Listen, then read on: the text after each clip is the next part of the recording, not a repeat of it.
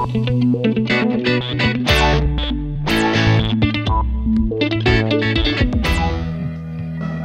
mo ba yan si Greg? Pinakatakot sa amin pumunta sa malalim yan. Marunong naman lumangoy. Muntik pa ang malunod eh. Talaga to. Sofia, hoy, huwag ka maniwala dyan. Bakit? Ikaw, marunong ka bang lumangoy? Hindi. Hindi rin pala eh. Pero, ayoko lang magpahalata doon sa dalawa eh. Baka makantyawan lang ako. Pero may alam na rin akong langoy ngayon. Pero, langoy aso. Yan, yan. Ha? Dali lang yan. Pero, nag-aaral na ako. Kaya marunong na akong lumangoy. Halika! Halika! Sige na. Elena! Elena, halika! Ligo tayo! Sige, kayo na lang. Halika, Sofia. Napaka-KJ ng misis ko eh.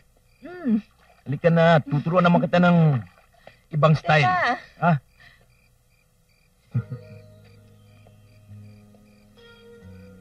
Mabait siya. Magiging maligaya ka sa kanya. Mabait din naman si Ronel eh. Ano ba? Kaya ko magturo. Halika. Hindi kami naging maligaya sa pagsasama namin, Greg. Mahal ka ni Ronel. Noon nga eh. Nung nalaman niya na magnobyo tayo, umiyak siya. Hindi niya lang pinalata yung galit niya sa akin. Madali lang yun eh. Kaya mo ba dyan? Malamig yata ang tubig eh. Siguro, kung nagkaanak kami, madali siyang matututunang mahalin. May diferensya si Ronel. At kailanman ay hindi niya ako pwedeng mabigyan ng anak.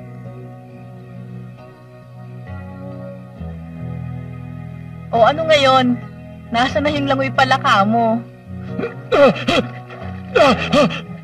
Ronel? Ronel, ano nangyayari sa'yo? Ronel!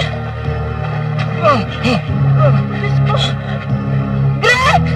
Greg! Greg, si Ronel na nilunod! Ha? Si Ronel, bilisan mo!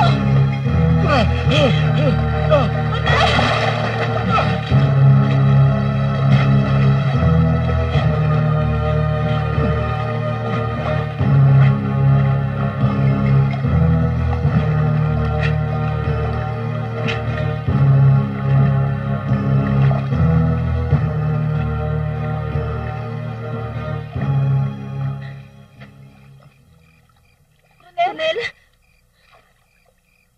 Dali!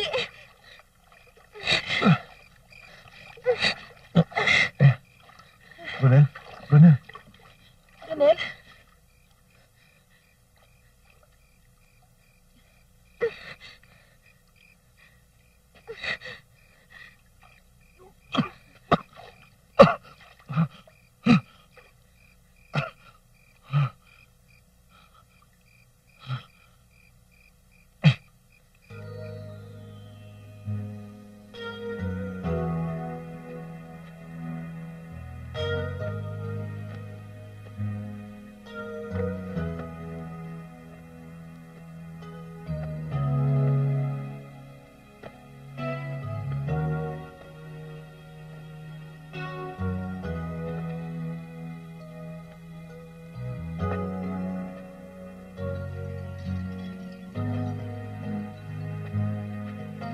Salamat na lang, ha?